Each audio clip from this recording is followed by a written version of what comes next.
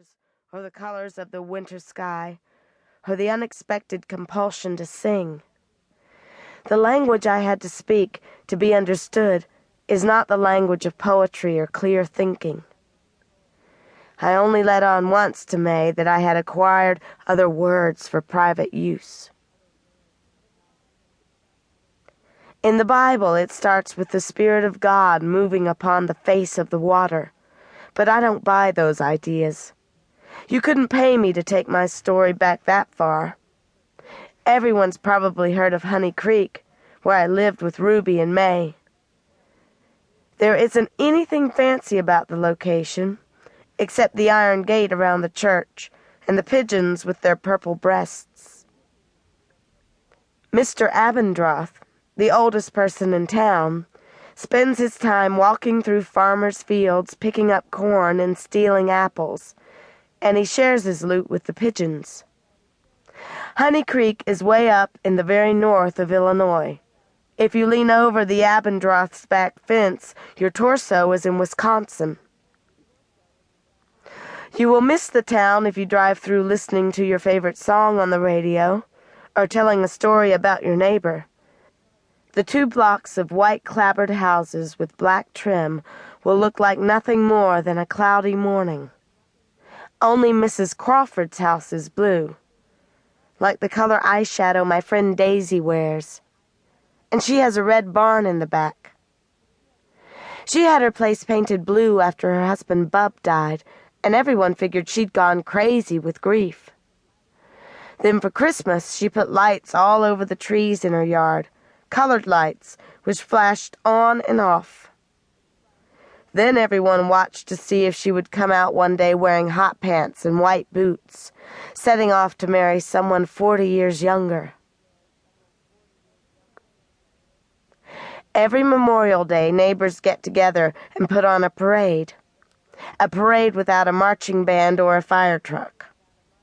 There are 3 horses, 5 old men dressed in uniforms as if they were all set to free the poor slaves, and a hay wagon with the Kraut Queen, if we're lucky. Last year the Queen had ringworm on her face and didn't show. Since there isn't an audience to speak of, because everyone in town is in the parade, it snakes back along the same road after a while so the front can view the rear marching by. One year I wanted to be a nurse with a real Red Cross outfit to wear in the parade, but May said stop wishing for the impossible. She cut a paper plate in half and pinned it in my hair, drew a cross on her white apron, and set me walking. You're supposed to slow down to 35 when you're going through Honey Creek, but most people speed by. There simply are no outskirts to prepare the driver.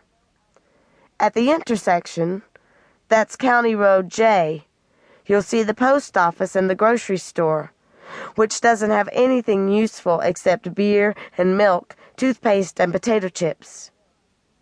Across the road from the mart is our church, our white church.